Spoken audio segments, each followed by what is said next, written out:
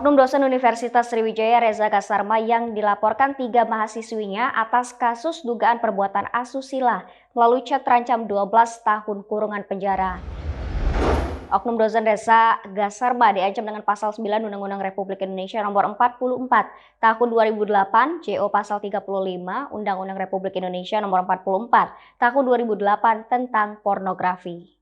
Tersangka oknum dosen R diancam dengan Undang-Undang tentang pornografi dengan ancaman maksimal 12 tahun penjara, kata Direktur Ditreskrimum Polda Sumatera Selatan, Kombes Pol Hisar Sialagan, didampingi Kasubdit Renakta, Kompol Masnoni SIK, pada rilis yang digelar pada Jumat 10 Desember 2021 malam.